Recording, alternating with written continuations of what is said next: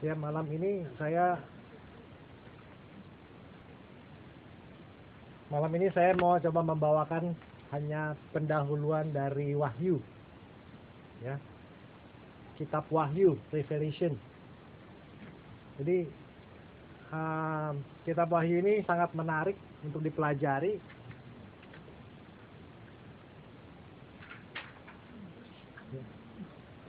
Ya, kitab Wahyu sangat menarik dipelajari seperti yang pernah dibahas di kelas peta, ya. Ditulis oleh Rasul Yohanes, ya, di Pulau Patmos, mengenai the grand design of salvation, ya, di mana Tuhan Bapa sebagai the planner, ya, yang dari awal, dari kejadian Adam jatuh dalam dosa, kemudian sampai grand design, sampai Wahyu, ya, di mana Allah Bapa sebagai yang merencanakan penyelamatan, di mana Tuhan Yesus, a Son of God, yang dikirim untuk ke dunia sebagai pelaksana dari penyelamatan umat manusia. Dan kemudian setelah Tuhan Yesus bangkit, Tuhan Yesus mengutus Roh Kudus untuk bagi mereka yang percaya sebagai penghibur dan sebagai bait suci di tubuh kita masing-masing. Jadi kalau kita melihat kitab Revelation ini zaman kita sekarang ini, kita bisa melihat apa yang tertulis dalam Alkitab sejak dari permulaan, dan sekilas, ya, awal kita melihat tanda-tanda di mana sudah dan akan terjadi apa yang diwahyukan oleh para malaikat kepada Yohanes. Jadi di mana Yohanes ini diibaratkan dia melihat sesuatu seperti tiga dimensi. Seperti tiga dimensi di mana Yohanes disuruh menulis apa yang dilihat. Tidak menggambarkan, tapi hanya menulis apa yang dilihat. Walaupun dia tidak tahu seperti apa, hanya dia menggambarkan dalam bentuk tulisan. Jadi ibaratnya pakai video kamera, tiga dimensi, dia lihat suatu penglihatan, kejadian-kejadian, di mana kalau dalam kitab Wahyu, time is not, waktu itu tidak terikat.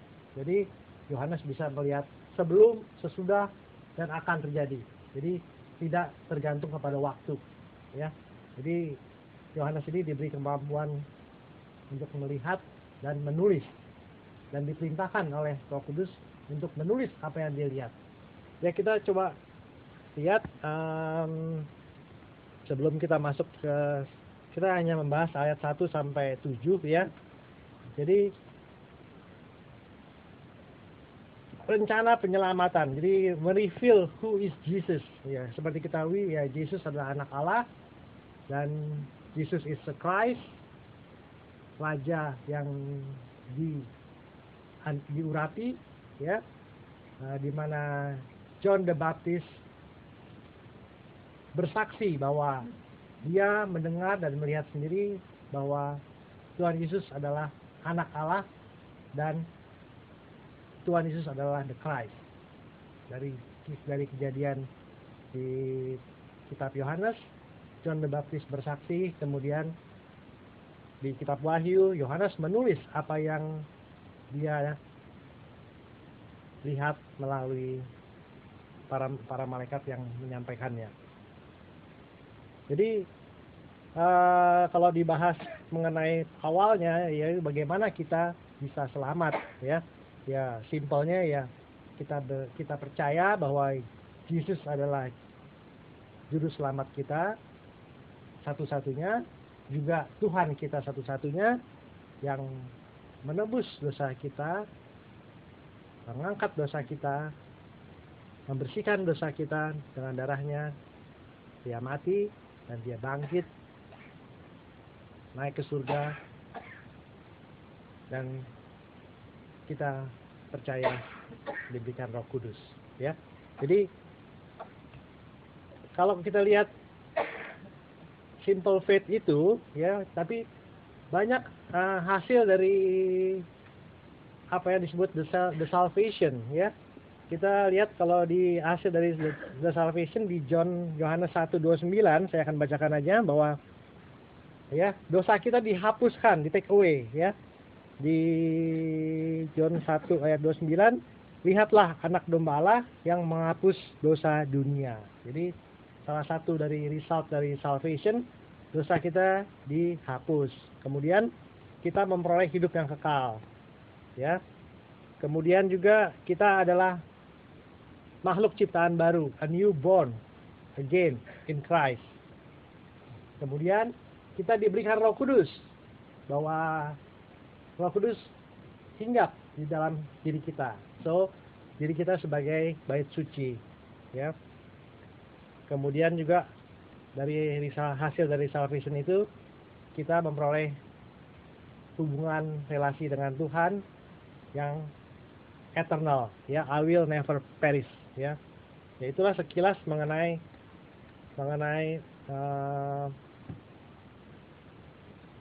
penyelamatan dalam sejak Adam jatuh dalam dosa sampai terakhir. Ya, kalau kita bandingkan dari kitab Kejadian sampai kitab Wahyu, itu sangat menarik sekali. Jadi kayak kalau kita mempelajari, saya ingat waktu saya belajar di kuliah, kalau kita baru belajar, kita baca yang awal, baca yang tengah, terakhir, kita mau tahu akhirnya sampai mana, ya. Jadi supaya kita dapat gambaran yang jelas dari awal, tengah-tengah kita udah baca, kita ngintip terakhir sampai mana. Oh, terakhirnya begini. Ah, tenang. Jadi kita seluruh buku itu kita tahu, oh, akhirnya begini. Ya, jadi sangat menarik. Jadi kalau kita bandingkan di kitab Kejadian, ya. Kitab Kejadian 1 ayat 1, ya. Pada mulanya Allah menciptakan langit dan bumi. Tetapi di kitab Wahyu, ya, jadi Kejadian Allah menciptakan langit dan bumi. Kemudian di kitab Wahyu 21 ayat 1, ya.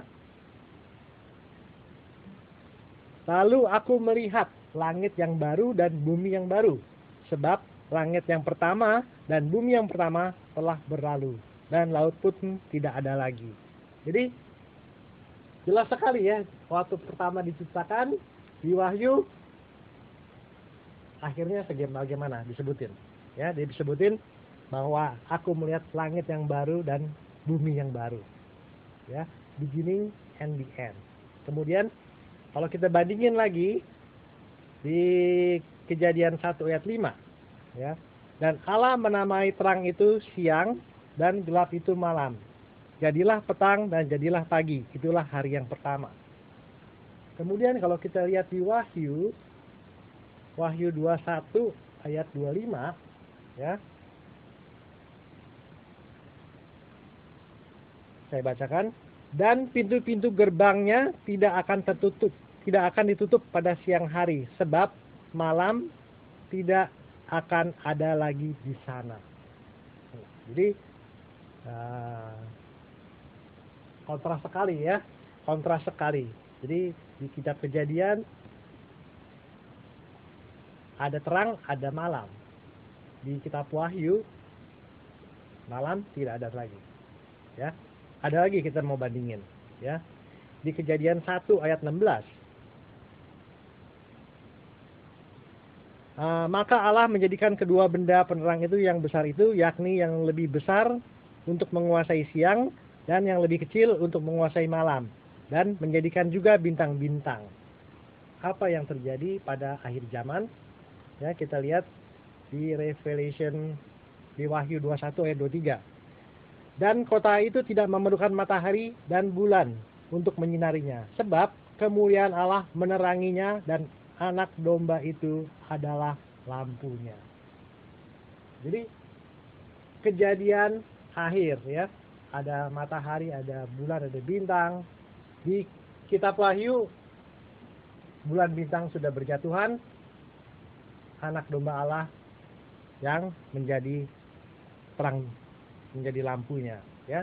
Jadi kita bisa lihat sekilas perbedaan antara kitab Kejadian dan akhirnya ya. Jadi dengan prinsip ya, bahwa tadi yang saya sudah katakan, kita adalah anak-anak Tuhan ya. Jadi kita adalah anak-anak Tuhan yang sudah diadopsi, yang sudah memperoleh hasil-hasil dari salvation, penebusan oleh Tuhan Yesus. Jadi apa yang diungkapkan Yohanes adalah suatu hal yang menggembirakan, bukan menakutkan, karena kita awalnya sudah orang-orang percaya.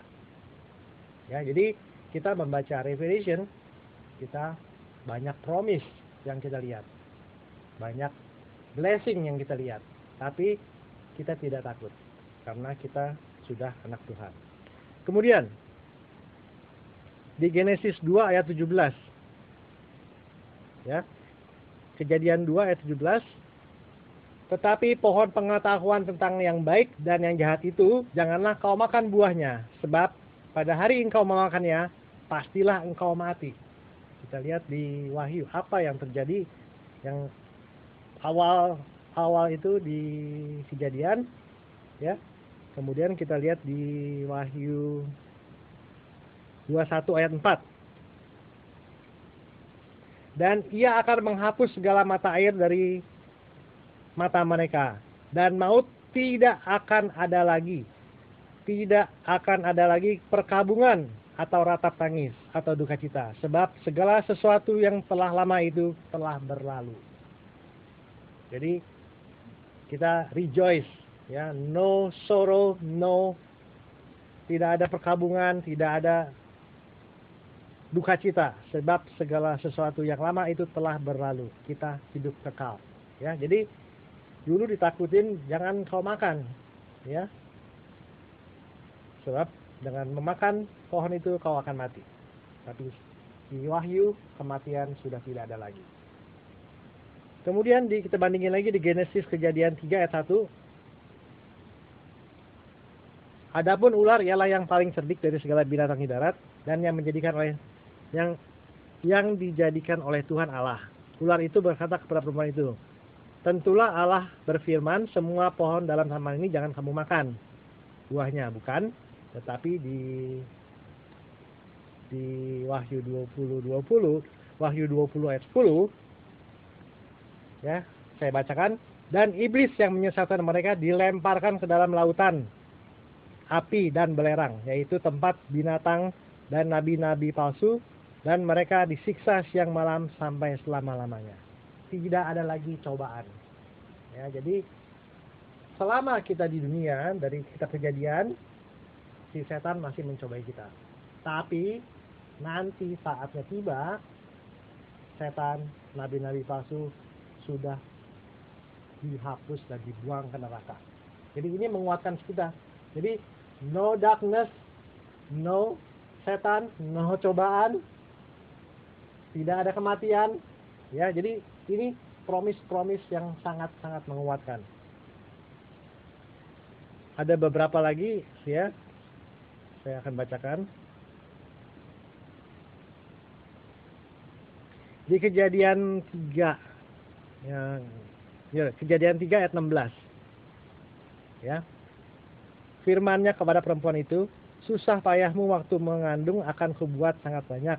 Dengan kesakitan engkau akan melahirkan anakmu, namun engkau akan berahi kepada suamimu dan ia akan berkuasa atas kamu. Kemudian di Wahyu 21 ayat 4, dan ia akan menghapus segala air mata dari mata mereka, dan maut tidak akan ada lagi. Tidak akan ada lagi perkabungan atau ratap tangis atau duka cita, sebab itu yang tadi, di Wahyu 22 ayat 1, lalu ia menunjukkan kepadaku sungai air kehidupan yang jernih bagaikan kristal yang mengalir keluar dari tahta Allah dan tahta anak domba. Ya, jadi semua yang sakit-sakit semua itu akan berlalu pada saatnya nanti. Ya.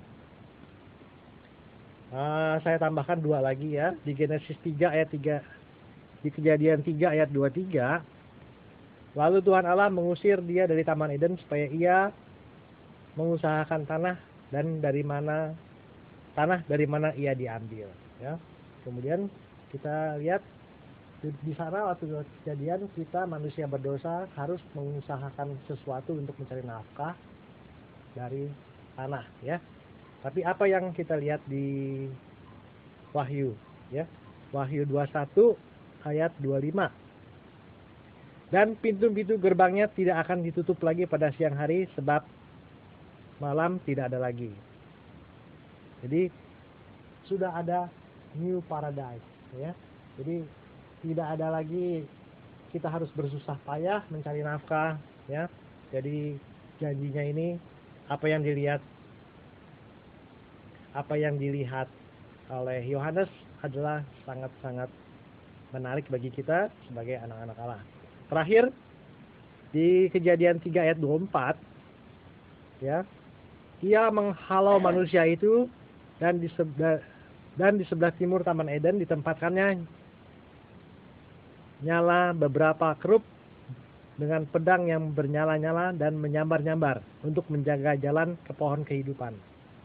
Ya, pohon kehidupan dijaga supaya orang-orang berdosa tidak memakannya dan mengambilnya supaya dia hidup terus, karena itu berbahaya, ya. Tapi di Wahyu, dan mereka akan melihat wajahnya dan namanya akan tertulis di dahi mereka. Jadi kita akan berjumpa dengan Tuhan, ya. Jadi itulah sebagian dari kitab perbandingan antara awal kitab suci sampai pada penghadisannya. Sekarang kita mau baca dari ayat 1 sampai 6, ya, sampai 7.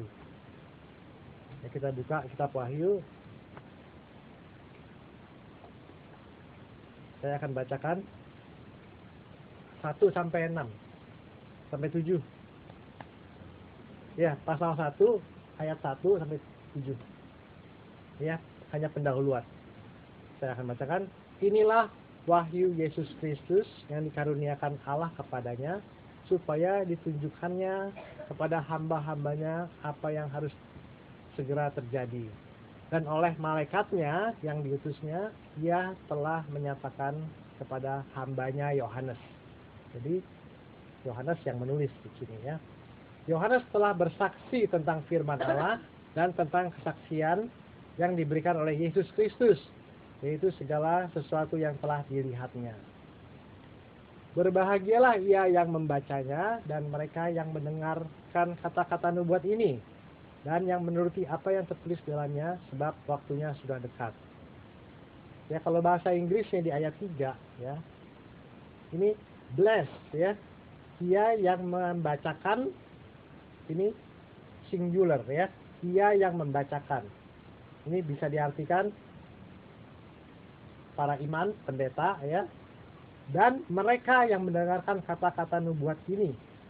Mereka itu siapa? Mereka itu kita jemaat yang mendengarkan. Jadi ada yang membacakan, mengkhotbahi mengenai wahyu, di blessing, ya, bless. Dia yang membacakannya, ya.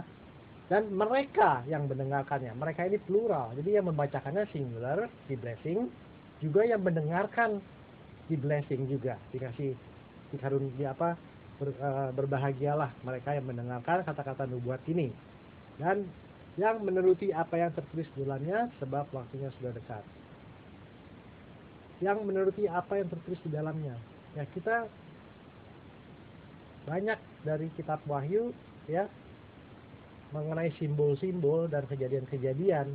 Jadi kita nih anak-anak Tuhan disuruh baca supaya kita berjaga-jaga, ya, berjaga-jaga, jangan sampai kita mengikuti nabi-nabi palsu atau antikris.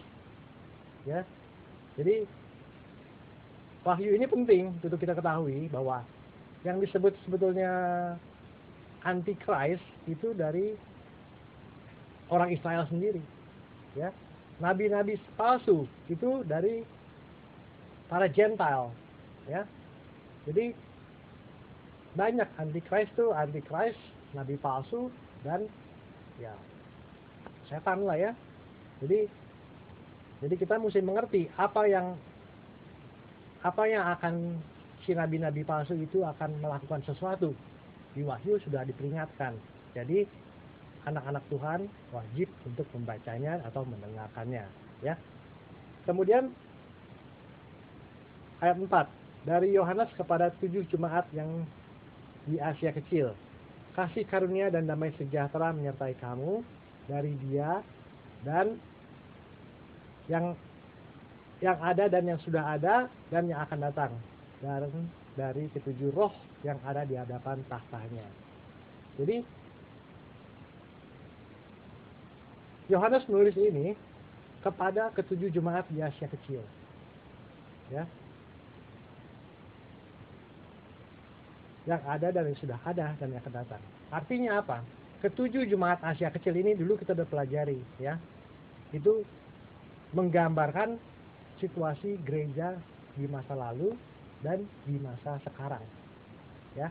Kalau kita nanti sampai belajar lagi ke sana, kita akan lihat ada gereja yang suam-suam kuku, ada gereja yang disebut Philadelphia, ada yang disebut Laodicea, macam-macam, ya. Semua itu gereja yang tidak menjalankan apa yang Tuhan kehendaki, hilang, roboh semua, ya. Jadi kita harus tahu nih posisi gereja kita di mana nih adanya, ya kan? Apa? Kita harus tetap waspada di mana posisi gereja kita. Jangan-jangan sampai gereja Sinendro akan dihapus atau kemana, atau tetap bertumbuh, ya.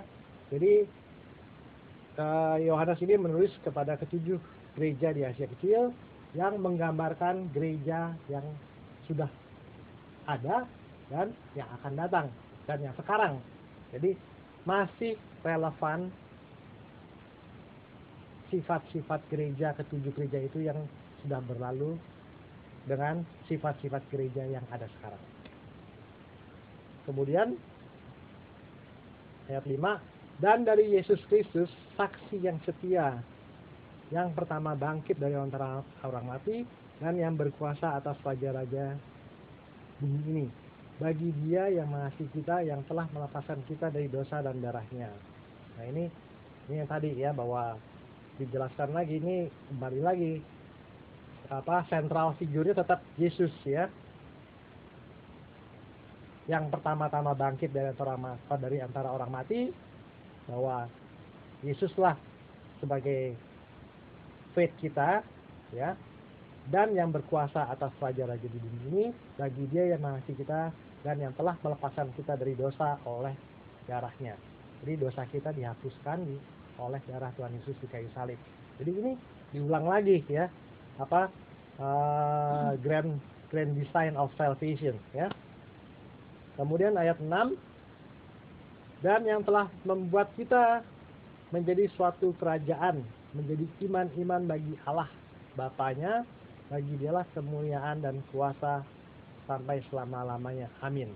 Jadi kita di sini disebut juga oleh karena kita sudah ditebus dan kita adalah bait sucinya, kita ini disebut juga iman-iman, ya, iman-iman bagi Allah Bapanya, dan bagi Dialah kemuliaan dan kuasa sampai selama-lamanya. Jadi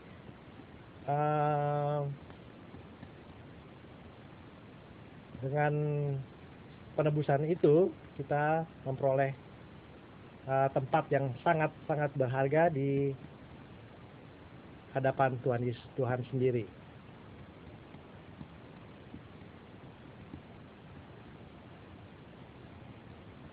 Ya, jadi tadi saya udah bandingin bahwa dari kitab Kejadian banyak duka, banyak ada kematian, ada setan. Sekarang setan sudah dihapus, sudah dibuang ke neraka dan tidak akan ada lagi. Tidak ada lagi malam, tidak ada lagi ratapan. Ya, jadi sangat menguatkan kita dan sangat menggembirakan. Ya, jadi kita tidak perlu takut membaca Revelation karena kita diberikan intipan, ya, atau kisi-kisi. Jangan takut, ya, bahwa tetap orang-orang anak Tuhan tetap dijaga, ya. Nah, dan yang paling penting, ya, bahwa blessing ini di Revelation, ya, diberikan kepada mereka yang membacanya dan mendengarkannya dan melaksanakannya. Jadi jelas sekali kita membaca, kita diberkati, ya.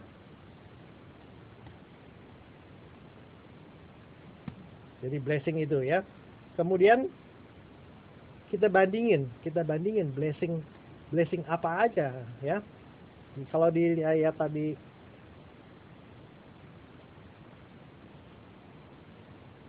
di ayat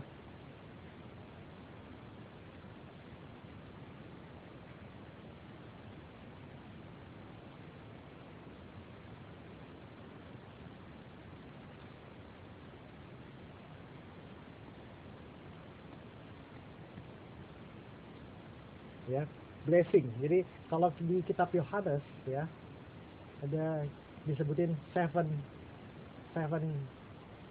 blessing, ya. Seven beatitudes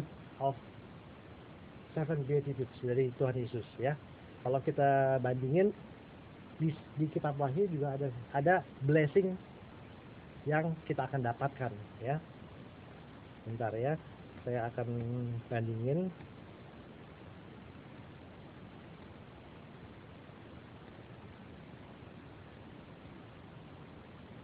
Ya, the seven blessing sebelum di Revelation, ya. Jadi the blessing of salvation, ya, blessing of suffering. Jadi kalau kita menderita itu di blessing. Kita lihat di Matius 5 ayat 4, ya. Coba kita lihat blessing di Matius 5 ayat 4.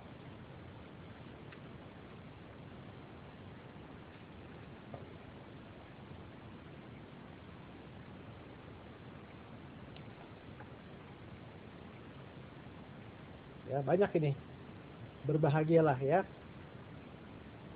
Berbahagialah orang yang dari ayat 3, ya.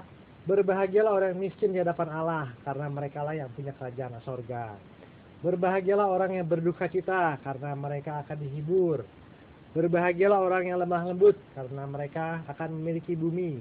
Berbahagialah orang yang lapar dan haus akan kebenaran, karena mereka akan dipuaskan. Berbahagialah orang yang murah hatinya, karena mereka akan memperoleh kemurahan. Berbahagialah orang yang suci hatinya, karena mereka akan melihat Allah. Berbahagialah orang yang membawa damai, karena mereka akan disebut anak-anak Allah. Berbahagialah orang yang dianiaya oleh kebenaran, karena merekalah yang punya kerajaan surga. Ya, jadi ada lagi, berbahagialah kamu jika kamu dicela dan dianiaya, dan kepadamu difitnahkan segala yang jahat. Ya, jadi itu adalah blessing di kitab sebelum Wahyu. Kalau kita lihat di apa yang akan diberkati pada saatnya tiba, ya. Jadi kita mesti siap, ya. Kita mesti siap apa yang akan diberkati pada saatnya tiba. Ya, kita lihat di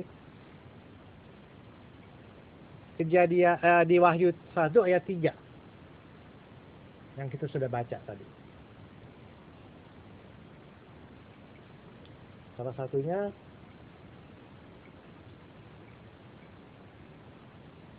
ya tadi, berbahagialah ia yang membacakan dan mereka yang mendengarkan kata-kata nubuat ini dan yang menuruti apa yang ada tertulis dalamnya, sebab waktunya sudah dekat. Jadi berbahagianya sudah beda ya. Jadi ini berbahagia yang membaca dan mendengarnya. Kemudian ada lagi ya. Pada saatnya tiba, kalau ada yang mati untuk Tuhan Yesus, ya, itu juga harus siap. Jadi di Revelation 14, Wahyu 14 ayat 13. Apa itu? Kita baca. Wahyu 14 ayat 13.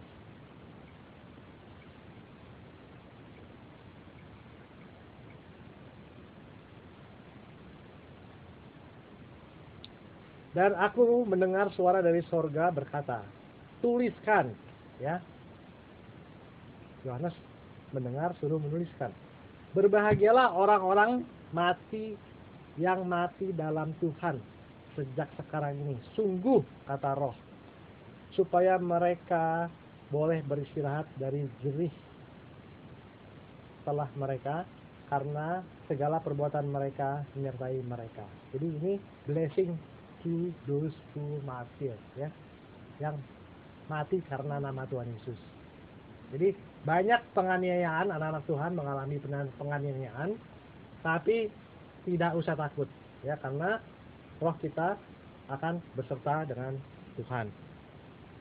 Kemudian apa blessing lagi? Blessing di Revelation 16 ayat 15. Wahyu 16 ayat 15. Wahyu 16 ayat 15.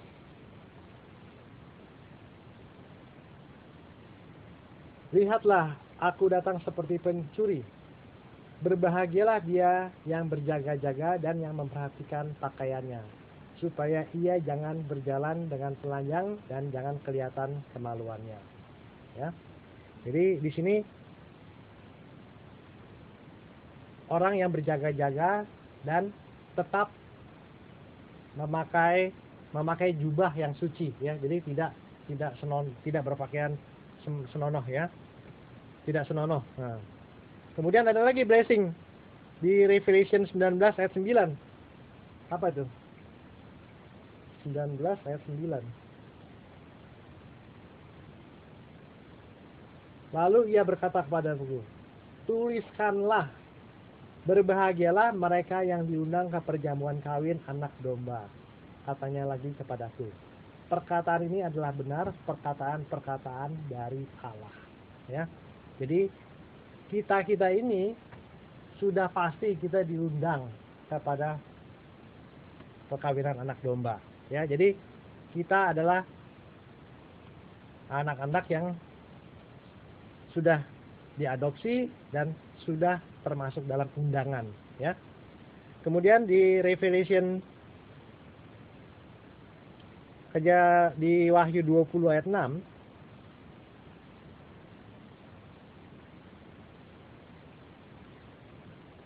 berbahagia dan kuduslah ia yang mendapat bagian dalam kebangkitan pertama itu. Kematian yang kedua tidak berkuasa lagi atas mereka, tetapi mereka akan menjadi iman-iman Allah dan Kristus, dan mereka akan memerintah sebagai raja bersama-sama dengan dia 1000 tahun lamanya. Jadi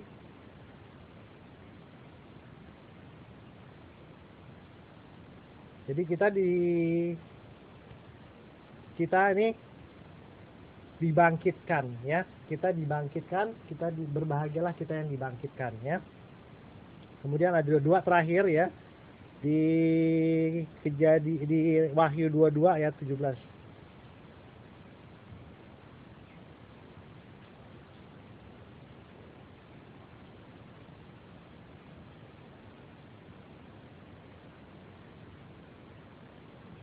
Wahyu 22 ayat 17. Roh dan pengantin perempuan itu berkata, marilah. Dan barang siapa yang mendengar, hendaknya ia berkata, marilah. Dan barang siapa yang haus, hendaklah ia datang. Dan barang siapa yang mau, hendaknya ia mengambil air kehidupan dengan cuma-cuma. Ya. Jadi maksudnya bahwa bagi kita yang haus, dan ya kita sudah disiapkan segala sesuatunya, ya, air kehidupan dengan cuma-cuma. Kemudian yang terakhir di Wahyu 22 ayat 14.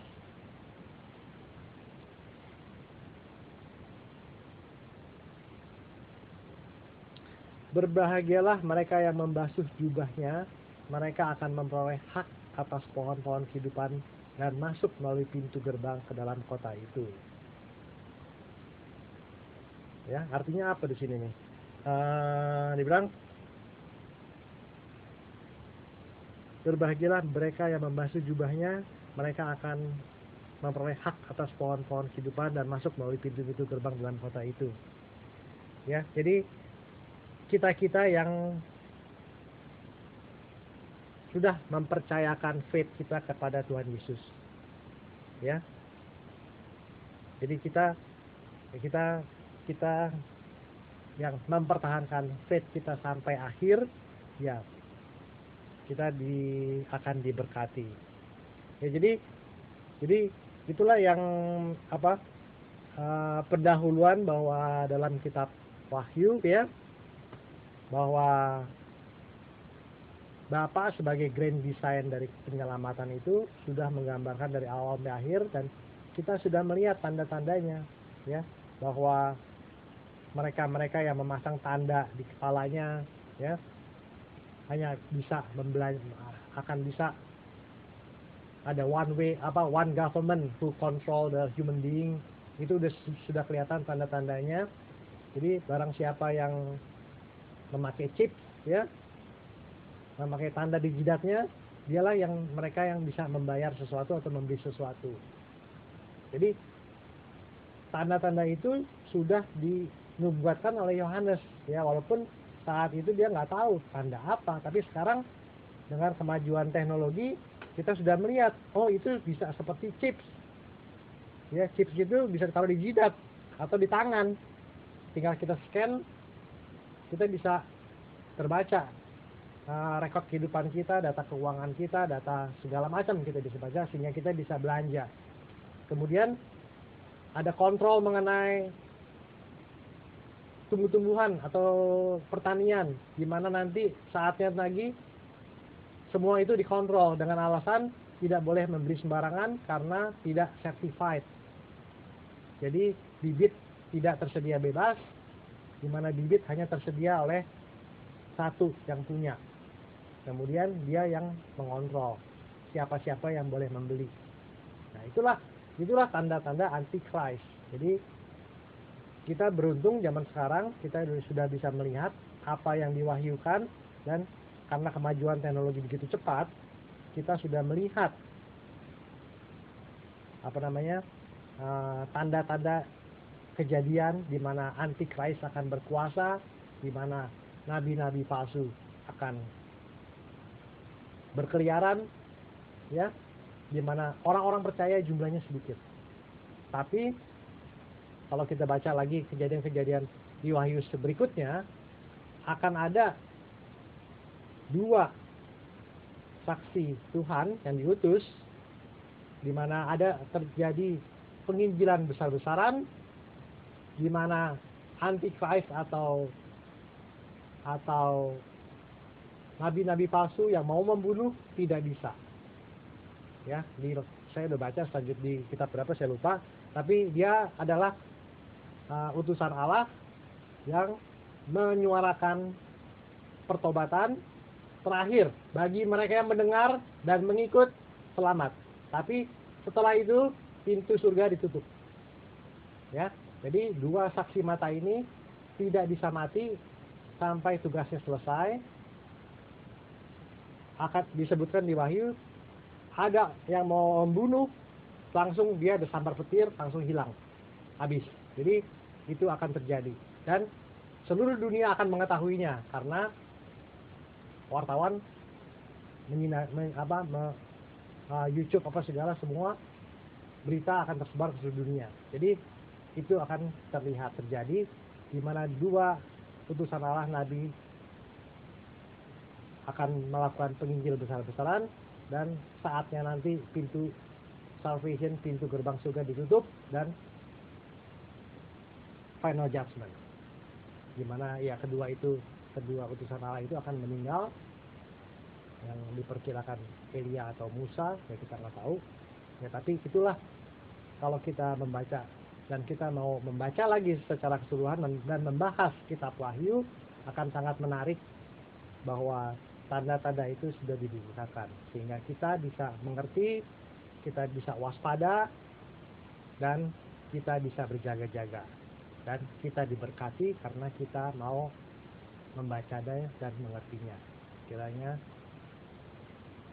Tuhan memberkati dan kita tidak takut membaca kitab Wahyu, karena banyak janji-janji, bukan banyak hal-hal yang menakutkan, tapi karena awalnya kita adalah anak-anak Tuhan, kita tidak takut.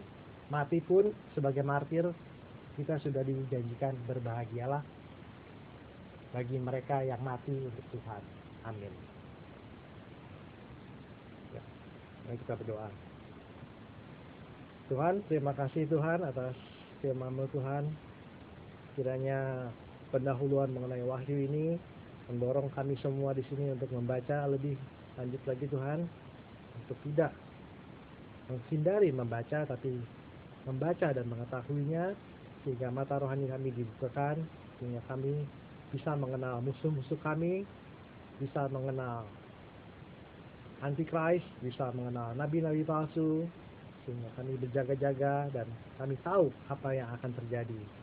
Kiranya Tuhan tolong, Roh Kudus tolong, sehingga kami semua di sini selalu aware dan setia sampai mati. Dalam nama Tuhan Yesus, kami mau doa dan mengucapkan ini semua. Amin.